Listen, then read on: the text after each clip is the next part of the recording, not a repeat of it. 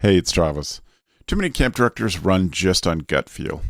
Our free Resilient Camp Blueprint Diagnostic is your dashboard for resilience. Take it today at camp.mba/Travis. Again, that's camp.mba/Travis. I'm excited today to offer this special discussion with Dr. Lydia Hughes Evans, who is an organizational consultant. And she and I have had a discussion about some really cool things, opportunities for camps at this time of the year, but really throughout the year. I think we can build on some really cool stuff. So Dr. Hughes Evans, thank you for joining us today. Absolutely, Travis. It's my pleasure. This is CampHacker. Come find our show notes and our blog for camp directors and leaders at camphacker.tv.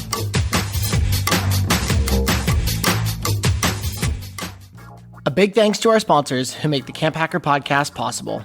Imagine camp registration software that actually gives you more time to do what you love. With UltraCamp, you can effortlessly track attendance, manage staff, streamline registration, and more. Explore now at ultracampmanagement.com/camphacker. Why spend hours on your schedules only to find mistakes and missed activities for your campers? Let Camptivities do the heavy lifting and help you create the best schedule yet, without the mistakes and in less time. Come check out Camptivities, specifically designed for camps by camp people. Find out more at camptivities.com. I'm so grateful that you reached out, and I'm so grateful to have this talk because I think these kind of big picture organizational things are things that camp people struggle with. And a lot of us got into this business because we like working with kids, or we love working with young adults, and some of the businessy side of things, big picture side of things, are a little harder for us. So I'm grateful for that. I wonder if there is, to start us off solid, what are some opportunities that organizations don't see for some organizational stuff that kind of thinking and that kind of seeing often? And I think it's really is a seeing problem as much as anything else. Yeah, I think a big part of that actually has to do with capacity.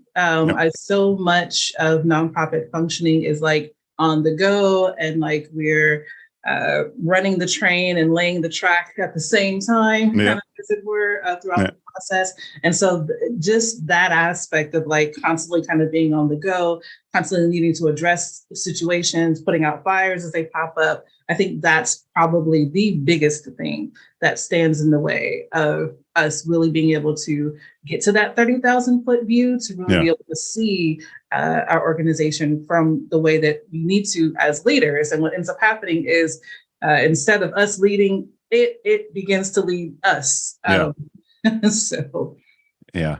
That makes sense. I often say to my people when we are with consulting clients and we're meeting on the regular, purposely so that people have some accountability. And I often ask at the end of a conversation, tell me one thing you're going to do this week that is big picture, that is not just answering emails, or in our case, answering parent questions and concerns. The one big thing, like make that commitment to me. So I love that thinking, and I'm grateful to you for that. What drew you into this kind of work, doing this for nonprofits and the specific stuff you're doing as an organizational development consultant? Oh, absolutely. I've always wanted to be able to use my skill set to support the community. And I thought I was going to be a teacher growing up. So that was my kind of goal, to be a high school English teacher. But that didn't work because I'm an introvert. So I had to find some other kind of means, although I do actually use I do have a teaching credential for K through 8. And I did teach in some public schools and private schools and did some academic tutoring.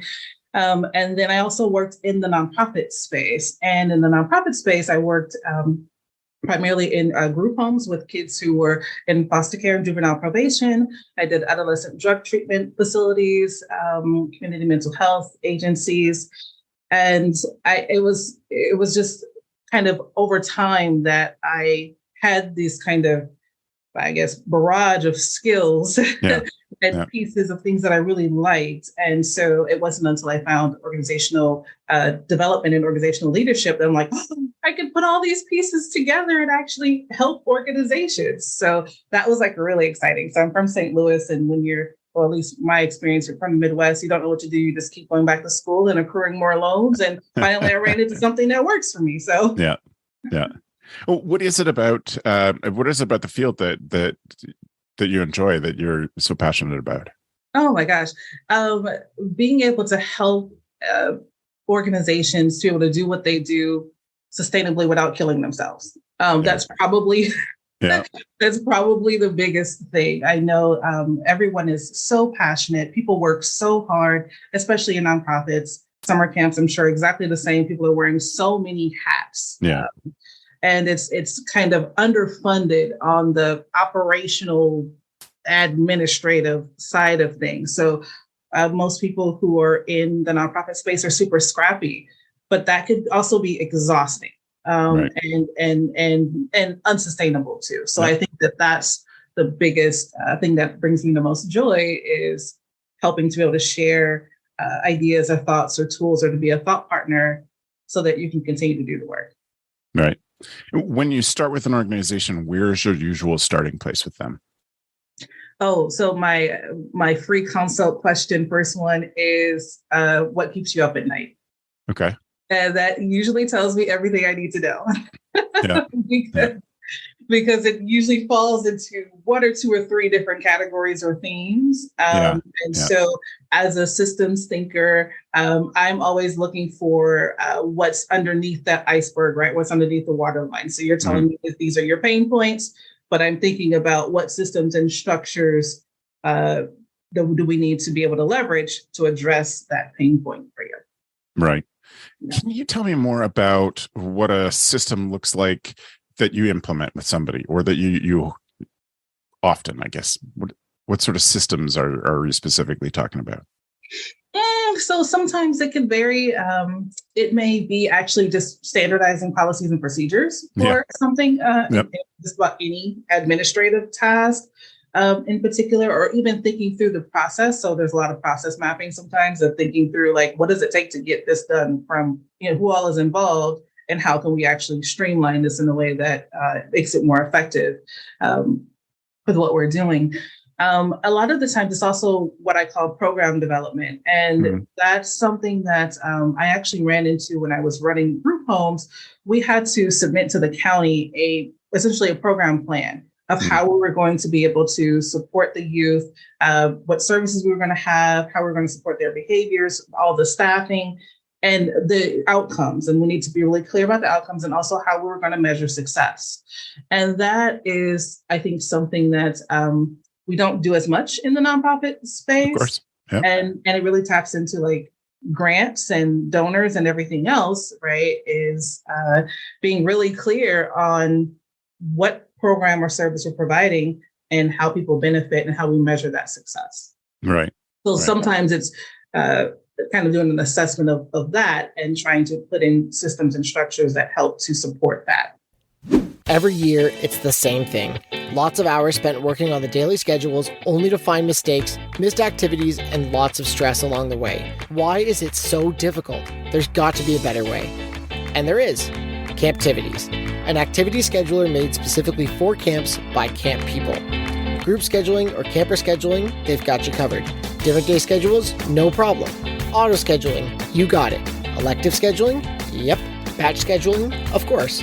Schedule the way that works for your camp.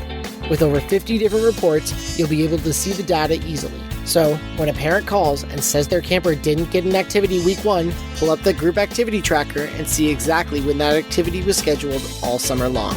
Modernize the way you do activity scheduling. Make it easier to collaborate with team members. Get rid of the mistakes and make sure your campers are getting to all the activities your camp has to offer. We'd love to show you the next big thing in camp. So don't wait until the new year. Start the onboarding process now and save 15% for the first year. Visit camptivities.com to set up a time to chat. Let them help you get away from your desk and back out into camp. You used a term before that I just want to clarify for people watching. What is a process map? Oh, process map. Super fun. Okay. So like I'm creative, but like I'm not this kind of creative, but they have software for this, which is really cool. So it's basically, okay. So we can map out, and sometimes I do it on a whiteboard. I want to be able to let's see, come up with something simple I'm trying to think of. We could do hosting an event. How about that? Sure. Yeah. So we're going to host an event. And so in order to be able to do that, we have to think of all of the steps, every single step that it's going to take, from beginning of like thinking through sending out the invitations, figuring out the logistics, where we're going to have it, who's going to be a part of that, and all the steps in between. And so that's really what process mapping is just thinking through all the steps. And once you start to think through the steps that it takes to complete a task, usually it's almost like that peanut butter and jelly situation, right? Yeah. It's like, how do you make a sandwich? It's like, oh, you take 2 pieces of bread and you do this and this. Oh yeah, you also do this. Oh, I forgot that this has to happen too, right? Yeah. And so it's that kind of mapping it out visually so that we can see it and really make sure that all those pieces matter, that we actually need all those pieces. Is there some redundancies? Are things happening twice so we can cut some of that out? Is there too many people involved in the process and we could reduce that and we could use their energy somewhere else? So it's just a visual representation of what it takes to be able to complete a task. Yeah. One thing I've seen come out of process mapping that I've been involved in is often it identifies a person who's a bottleneck. So a person who slows the process. Our team's ready up to this point and we're just waiting for approval. And, the executive is just too busy or, That's right. And then you get stuck at a point. That's and right. By mapping something like that out in camp, I think of intake when new families are coming or families are arriving at camp. You're looking through that whole process and making sure that there's no process slowdowns. That's right. Just how we organize things and figuring out how to work through or around or with the person who is the actual, like who's slowing the process down. But mapping it out allows you to be like, oh, here's a point.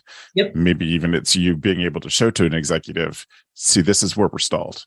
That's right. Because things are sitting on your desk for too long. You're absolutely right. It really helps to streamline decision making and improve decision making and the speed at which things are able to get done. Right.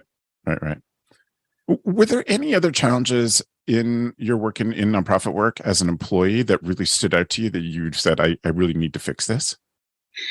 Yeah, well, as an employee, there was always low morale. I felt like we were always we were excited about what we were doing, but it was hard work. Yeah. And so I felt like morale was kind of always low. We were kind of always trying to keep ourselves up in some way. Yeah. Definitely high turnover, always a situation was, and that it impacts everything so much with knowledge transfer or knowledge management or lack of that, and people having to start over because nobody knows how to do this anymore. Yeah. That was a lot with turnover. And I also felt like on a lot of lines, like the infrastructure, even how we did tasks and systems made our job worse or harder. Sure. And it didn't need to be because the work's already hard. So anything to alleviate that would have been helpful. And also I think at the end of the day, scrambling to do reports, things that are monthly things or quarterly things that are going to happen and that you have to do. But it felt like every single time it's damn, at the last minute, the day before, we're all rushing, everybody's scrambling, everybody's stressed. And it's why is this? So those were some of the things I definitely experienced as an employee. That was just, it just added to the challenge of the work. Yeah. And I assume in your work as a consultant, you see a lot of the same patterns. A lot of the same stuff. It was interesting because when I was an employee, I didn't really quite know how to put words to what I was seeing and what I was experiencing.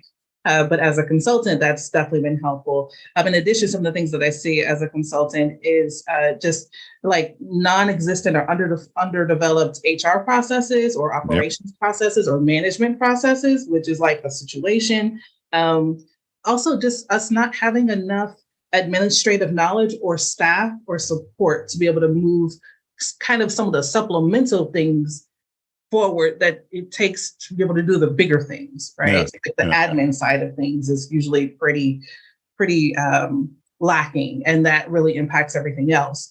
And then what I would like to call nonprofit crisis mode, which is we're always in this reactive space as opposed to proactively thinking about strategy, proactively thinking about risk management, proactively thinking about how we manage resources. It's always like, oh my God, this fire happened. Now we got to pay attention to this. And then, oh my gosh, this happened. And now we're jumping over here to pay attention to this.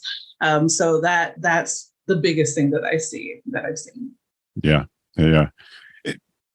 Is there an answer to this? Is there a way to make this better? I think so. I think that answer is probably systems thinking. Okay. And in short, I kind of have 5 basic pieces of what that actually looks like. So, they have whole books on this stuff, but like, let's make it simple, right? Sure. Yeah. So first of all, think about the idea that your summer camp is a living and breathing complex organism. So it has moving pieces and parts, just like our body does. Mm-hmm. And any gaps or misfits in one part of the organization, or like a disease or like something that's not functioning well, impacts all of your summer camp operations and staff and everybody who's working in it. So when we talk about organizational systems, some of those include like the design or like the infrastructure, the skeleton, as it were, of like how your camp is structured or organized. It also includes staff roles and responsibilities and how those roles kind of interface with each other, and also your everyday kind of tasks and workflows. So those are some of the things that when we're thinking about systems, that's what we're looking at. People, of course, are the core drivers of change and mission and innovation. So therefore they matter.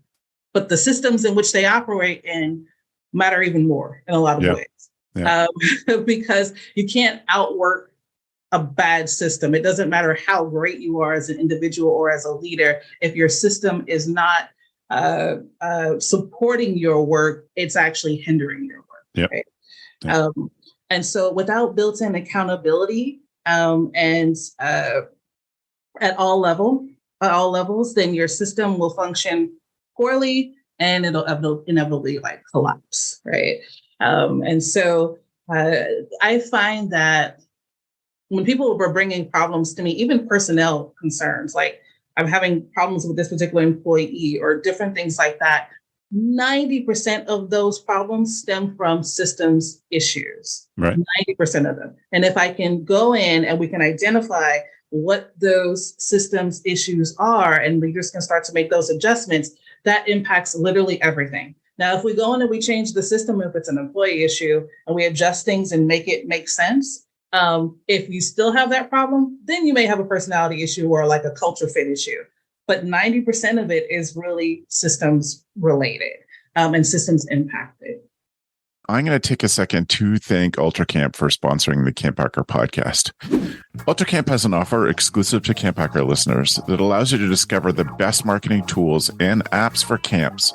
They put it all together in a little bundle that's been updated for 2023-24. If you go to ultracampmanagement.com/CampHacker, there you can download their free guide, The Marketing Toolbox. When you think about this job, do you focus on, do you consider at a lot of moments in the day what drew you to the camp experience? UltraCamp knows it wasn't for paperwork. It wasn't for metrics. It wasn't for bookkeeping. That's why they have created an all-in-one platform to streamline your program management. You can say goodbye to the hassle of learning and managing multiple platforms to run your camp. With UltraCamp, you can effortlessly register and manage campers, generate and direct communication networks, organize schedules and activities, process payments and donations. UltraCamp's goal is to help their clients spend less time in the office and more time doing what they love. If you want to know if UltraCamp is right for you, please again go to ultracampmanagement.com/CampHacker. They offer free customized demo sessions so you can see their software in action. ultracampmanagement.com/CampHacker. Based on the stuff that you've been talking about today, is there some things that camp leaders, nonprofit or not, who only have a small window, 1 hour a week or 2 hours a month, put towards something that they could do to make these systems better, make things run smoother? How do you think they could best use their time? I love that. So we started off talking about capacity, right? Yeah. And so I think that idea of personal capacity is so important to be able to free up enough psychic and emotional and mental space to be able to even start to think about and look at systems and what needs to happen. So what I would encourage, the first step actually would be taking out a blank sheet of paper and dividing it into 3 columns and kind of mapping out what you do and how you're spending your time, because that's going to help you to figure out how we can build in some more personal capacity for you so that you can actually then look at your camp and really see what's happening and what the camp needs. So those 3 columns, that first column with column A is the things that I currently do that are a good use of my time and that are in my job description, whether I like to do them or not. Right. So you're going to list those things out, and I'll put a little bit of a time connection to it. So per week, how much, so maybe intake, how much time does that take per week? Or supervising staff, how much time does that take for you per week? Right. So that's going to be column A. Column B is the things that I currently do that would be better delegated to somebody else, even if I like to do them. Yeah. Because that's a situation, right? Totally. Yep. So a lot of the times, we're like spending our time doing things. We're very busy and busy, but not necessarily doing those things that really only we can do. Yep. And sometimes we have our pet projects that we like, but really if we could move those off of our plate and focus on these bigger 30,000 foot view issues, that would really help us out. And so your third column is the things I should do, but I never have time for because there's too many things in columns A and B. Right. And a lot of the times I find that inherently, Travis, people know what they should be doing or what needs to be doing, or it's those things that kind of sit in the back burner that causes you anxiety and stress because you know that you're not getting to it, but you also know that you not getting to it is negatively impacting everything else. Of course. Yeah. Right. So I didn't come up with this particular model. I love it. It was my friend and my colleague, Lisa Solomon at Solomon Strategic Development, that came up with that kind of frame that we've used a lot to be able to help people to figure out. And so the idea is, first of all, to start from column B, right? And to think through how those delegatable items, where can we make that go? Could we get a virtual assistant? Like, what are some of the things that we could do to move some of those items off of our plate so that we can then incorporate those items in a column C, right? Yeah. And then also what I'll provide to you too, Travis, is, and to your listeners, I do have an organizational health assessment, which is a document that goes through my kind of 4 areas of organization, which for me are adaptable infrastructure. So to have some questions that you can ask about your summer camp, about like your kind of system structures and infrastructure wiring, your skeleton, some questions around resource management, some questions around staffing, and then some questions around sustainability. And for me, sustainability is making sure that we are building up our organization, building up our camp in such a way that it can continue to serve others past our lifetime, past us being here, right? Because this is really why we're here doing the work. It's not just for something we're going to do on the fly and then we hope that it collapses, right? But we're really trying to build something that's sustainable. So there are some questions that as leaders build out their personal capacity and build out those little 1 hour and 2 hour gaps that they can use, then they can start to go through that assessment and see, along with what they already know needs to happen for their camp, what are some other things that also maybe need to pay attention to as well. Right. All right. When camps started thinking, and this is prime time, we're recording this in the middle of May, when it is absolutely the most stressful time of year. But if we do find some time soon or in short little chunks now, what are the benefits of spending that time on those things? Oh my gosh. So the obvious one is you're reducing your liability. Sure. Yeah, it's a risk problem. That's number one. Is it really is a risk issue. And so, when you think about like incidents that you may have had at your camp, or problems that are chronic problems that you keep having the same issue over and over again, or you keep trying to explain the same process over and over again, those are things that can lead to larger issues in relationship to liability. So taking the time up front now to be able to invest, it saves you so much time and possibly even money later on down the line, money in staff retention, money in, incidents that are taking place that we have to figure out that we don't need, all those kind of things. There's definitely, it also provides an opportunity for, like we talked about, sustainability. Yeah. And also consistency in impact of your programming, right? So that's a big thing, is that we're serving youth, we're serving adults. We want to be able to serve them well and consistently. It doesn't matter how many different groups we have coming through.